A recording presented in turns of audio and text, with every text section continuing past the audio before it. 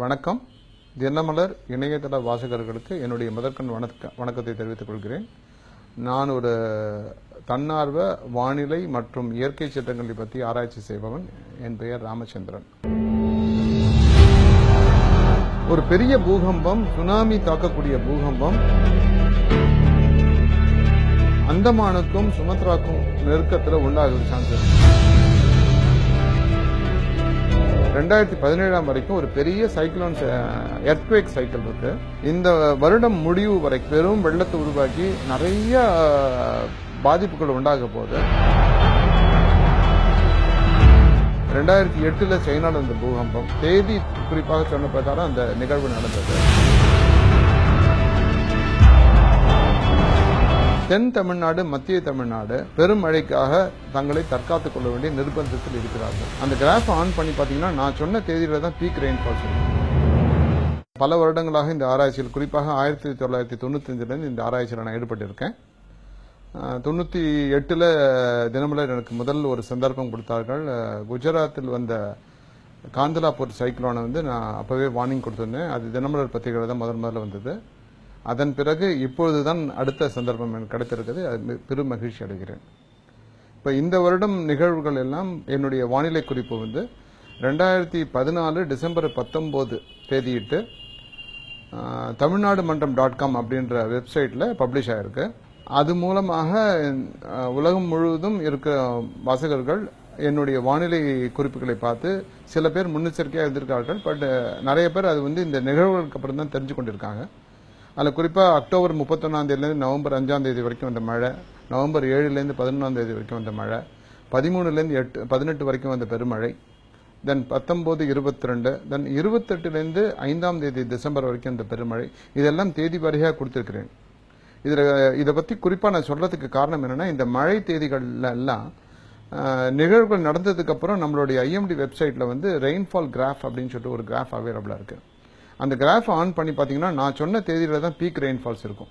இது இந்த வருடத்துக்கு. இதுக்கு முன்னாடி நிறைய 2011 வந்த தானே புயல், 2011 வந்த ஜப்பான் சைக்ளோன், அதுல அந்த சுனாமியோட பெரிய பூகம்பம் வரும்னு சொல்லியிருக்கேன். 2008 சைனால வந்த பூகம்பம், அதுக்கு 2005 வந்த பெருமழை, 2003 வந்த ஜப்பான்ல வந்த சுனாமியோட வந்த பூகம்பம், 2005 வந்த ஈரான்ல வந்த பூகம்பம், இதெல்லாம் குறிச்சிருக்கேன். இது எல்லாத்துக்குமே ஆதாரமானது என்ன அப்படின்றது இப்போ நிகழ்வுகள் சொல்லிட்டேன். ஆதாரமானது என்னன்னா நம்மளுடைய பாரம்பரிய விஞ்ஞானம். இன்னைக்கு வானிலை அறிக்கை சொல்றாங்க, அது நம்மளுடைய ஐஎம்டியா இருக்கட்டும், இந்தியன் மெட்ராலஜிக்கல் சென்டரா இருக்கட்டும், வேர்ல்டு மெட்ராலஜிக்கல் ஆர்கனைசேஷனா இருக்கட்டும், இல்லைன்னா நேஷனல் ஹரிக்கன் சென்டர் அமெரிக்காவா இருக்கட்டும், எல்லாருமே யூஸ் பண்றது அப்சர்வேஷன் டெக்னாலஜி தான்.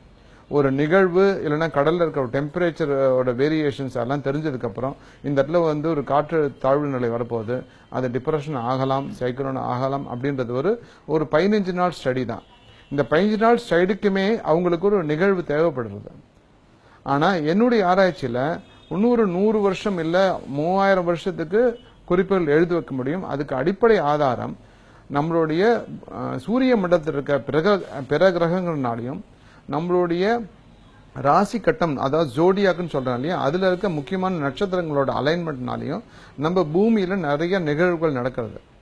இதை நம்ம மூதாதையர்கள் ரொம்ப அழகா கண்டுபிடிச்சு அதுக்கு உண்டான சில பேசிக் ஃபார்முலாஸ் இருக்காங்க. அந்த ஃபார்முலாஸை ரீட் பண்றதுக்கு நிறைய காம்ப்ளிகேஷன்ஸ் இருக்கு.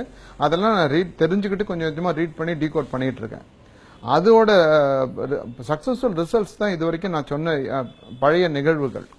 நான் இப்ப சொல்ல வருது என்ன, இப்ப நம்மளுக்கும் சூரியனுக்கும் நடுவில் இருக்க சுக்கிரனும் புதனும் நம்ம பூமியிலேருந்து சூரியனை பார்க்கும்போது சூரியனுக்கு 2 பக்கம், ஒரு பக்கம் சுக்கிரன் ஒரு பக்கம் புதன், அப்படியான அமைப்புக்கு பேரு பானுமதியம்னு பேரு. சூரியன் நடுவில் 2 பிளானட் 2 பக்கம்.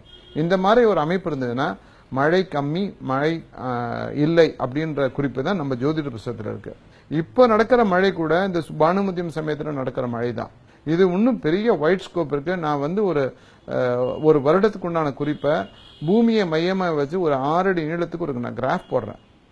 அந்த கிராஃப் ஒவ்வொரு வருடமும் வெவ்வேறு நிலைப்பாடுக்கு உள்ளது. பட் இந்த நிலைப்பாடுகள் எல்லாம் ஒரு பர்டிகுலர் ஃபார்மால பிஹேவ் பண்றது நான் ஐடென்டிஃபை பண்ணியிருக்கேன். அதனால இந்த கிராஃப் எனக்கு முக்கியமான சொத்து.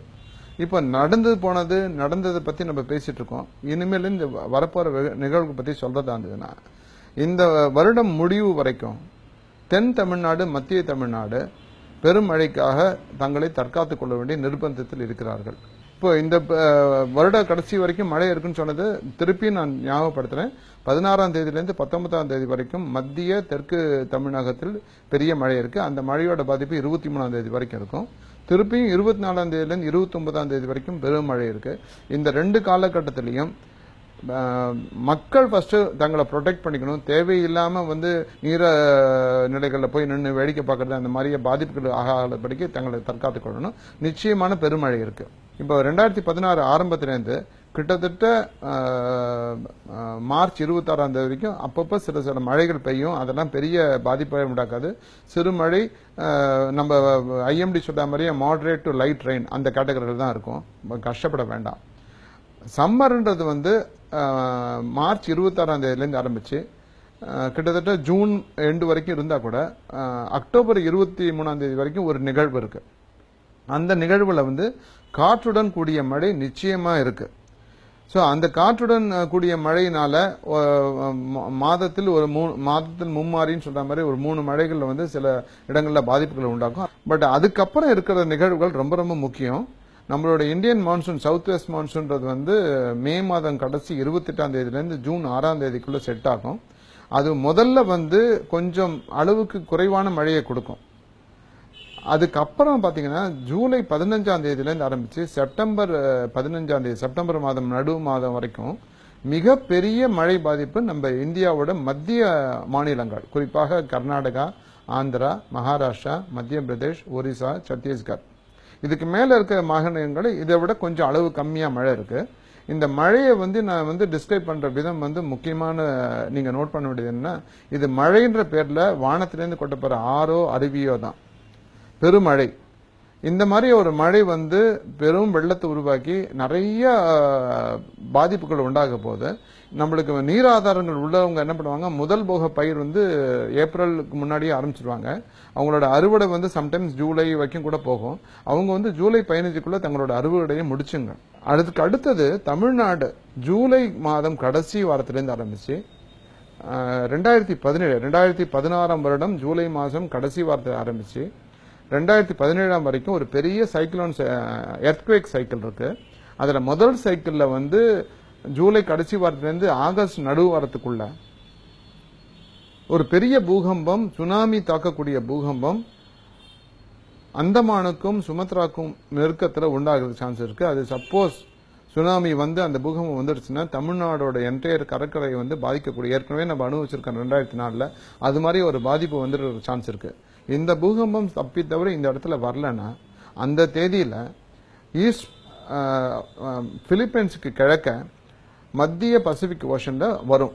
என்னுடைய தேதி தவறாது, லொகேஷன் வேணா தவறி போகும். இதெல்லாம் தடுக்கிறதுக்கு, இதெல்லாம் தற்காத்துக் கொள்றதுக்கு, ஆக்ஷன் எடுக்கிறதுக்கு டைம் இருக்கு. சோ அந்த எண்ணத்துல தான் இது முன்னாடி சொல்றேன் தவிர யாரையும் பயமுத்துறதுக்கு சொல்ல விரும்பல.